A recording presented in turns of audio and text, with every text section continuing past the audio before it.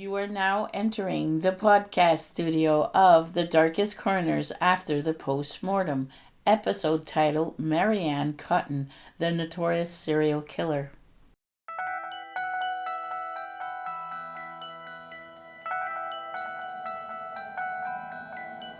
Welcome to The Darkest Corners After the Postmortem, the podcast that dives into the lives of some of the most fascinating, dangerous, and misunderstood outlaws in history.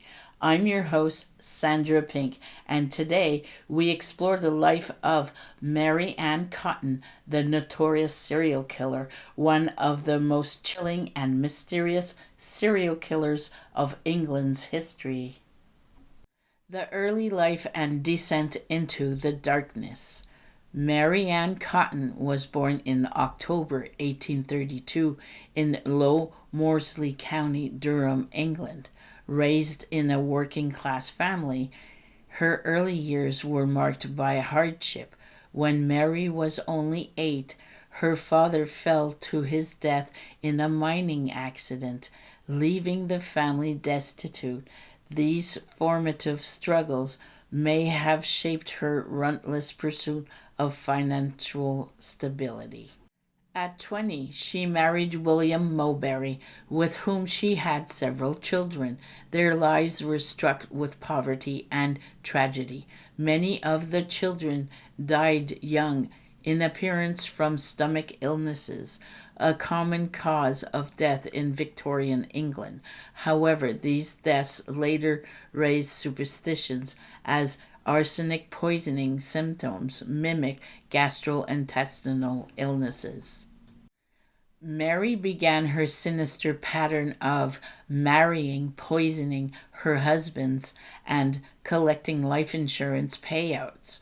Her first husband, William, died in 1865, and Mary moved on to remarry repeatedly, each time leaving behind a trail of suspicious deaths. Her method was disturbingly consistent. She used arsenic, easily available as a household product at the time, to slowly poison her victims. A web of lies and murders. Mary's criminal activities escalated as she sought financial gain. Over the next several years, she married 3 more men: Alexander Robinson, James Robinson, and Frederick Cotton, all of whom met untimely deaths.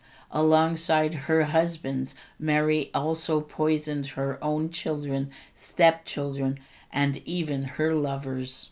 Her cunning nature allowed her to deflect suspicions for years. She frequently moved between towns, avoiding close scrutiny from neighbors or authorities. The lack of advanced forensic science in the 19th century worked in her favor, and her victims' deaths were often attributed to thyroid fever or other natural causes.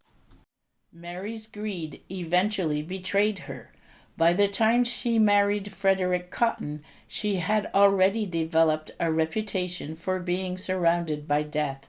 After Cotton's death, she attempted to claim insurance money for his stepchild, Charles Edward Cotton, who had also died mysteriously. Her arrogant remarks about wishing to get rid of him aroused suspicions in a local parish official. The arrest, trial, and execution. Maryann Cotton's downfall began when the doctor treating Charles Cotton refused to sign a death certificate without an autopsy. The examination revealed arsenic poisoning, and authorities began investigating her history. Arrested in 1872, Mary was charged with the murder of her stepson Charles. During her trial, her grim pattern of marrying, collecting insurance, and leaving a trail of dead family members came to light. Despite her protest of innocence, the evidence against her was overwhelming. Her trial captivated the Victorian public, who were both horrified and fascinated by her crimes. Maryann Cotton was found guilty of murder and sentenced to death on March 24th, 1873. She was hung at Durham County Jail. Her execution was reportedly botched, with her death prolonged due to miscalculations in the drop of the noose. Maryann Cotton's story remains a chilling reminder of how social conditions such as economic depression and lack of forensic science can allow such crimes to persist. Her notoriety has since inspired books, television dramas, and podcasts exploring her life and the sanity behind her crimes.